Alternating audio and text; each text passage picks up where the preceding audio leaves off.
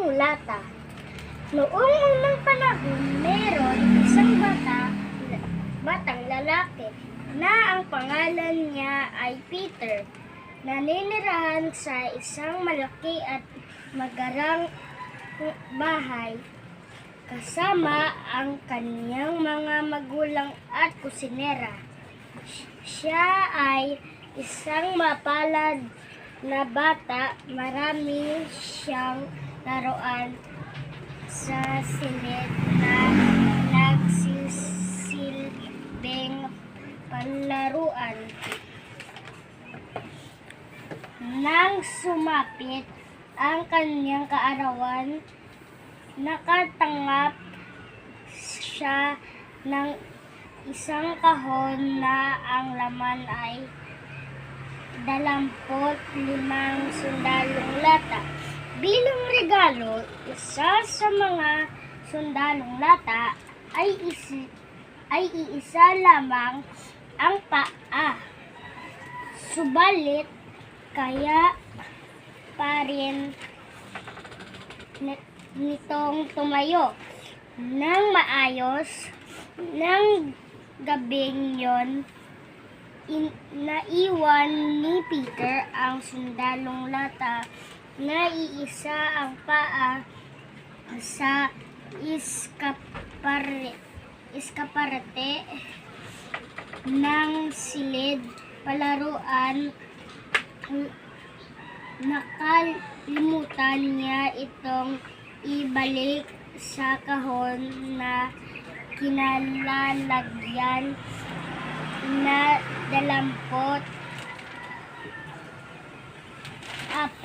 na sundalong lata. Mula sa kanyang kinalalagyan sa iskaparate ng silid palaruan ay nakita niya ang isang magandang bailerina na naninimbang sa isang paa sa harap ng isang laruan. Kastilyo na may dagatan.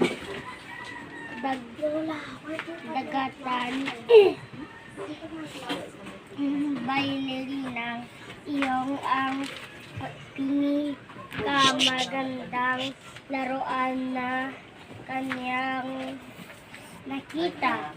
Umibig agad ang sundalong lata dito. Pagsapit ng hating gabi, ang mga laruan sa loob ng silid ay nagkaroon ng buhay at kakayahang makipag-usap o makipaglaro sa iba. Gayunman, ang munting sundalong lata ay masyadong mahiyaan para kausapin ang bailerina. Tinitignan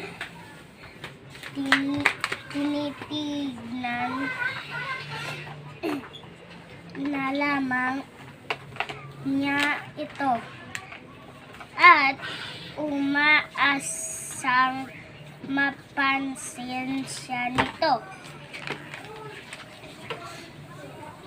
Makalipas ang ilang sandali, ang balerina ay bumaba sa sahig. Buong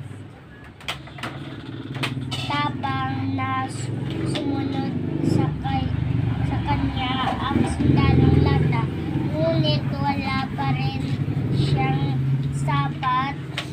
na lakas ng loob upang kausapin ang may